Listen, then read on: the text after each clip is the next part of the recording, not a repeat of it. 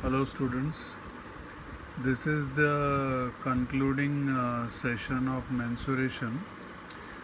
Here we are going to talk about one topic known as frustum of a cone. What exactly is frustum of a cone? See, actually this is a cone and the base radius is R2, the height is H2 and the slant height is L2. Now the thing is, you have sliced off the top part of this cone, so you have sliced it somewhere over here. So it's basically a horizontal slice. So thanks to that slicing off, you have got a radius R1 over here. And by the way, the part which you have sliced and removed, that part height is H1 and slant length is L1. Now after you slice out the top and throw it away, whatever is left, this thing is called frustum.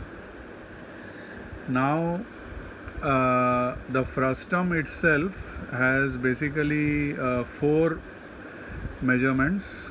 Base radius is R2, top radius is R1, height is H and slant length is L. So these are the 4 things in a frustum.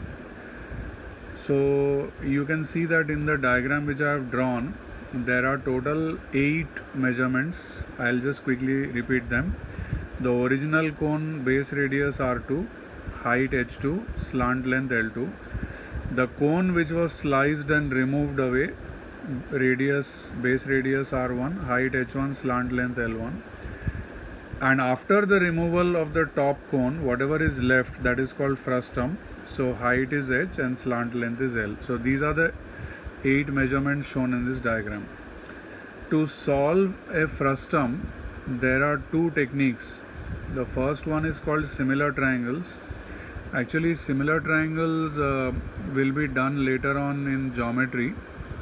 According to similar triangles, the ratio of the radii of the top cone and the bigger cone, that means R1 by R2, will be the same as the ratio of the height. So H1 by H2 will be the same as the ratio of the slant length. So L1 by L2. So R1 by R2 will be equal to H1 by H2 will be equal to L1 by L2. So this is the first method of solving. It is called similar triangles. Honestly, this is a classical method. If you do by this method, it's very good because your concept will become clear. But sometimes it may take quite a number of steps. So we have some formulas, direct formulas. So the first formula is called volume of frustum. So 1/3 pi into R1 square plus R2 square plus R1 R2. So that is volume of frustum, this one. Then curved surface area of the frustum is pi into R1 plus R2 into L. Now L itself you can find out by this formula, root over, so this is L, the length of the slant length of the frustum, root over H square minus R2 minus R1 whole square. So this is a direct, this formula should be plus.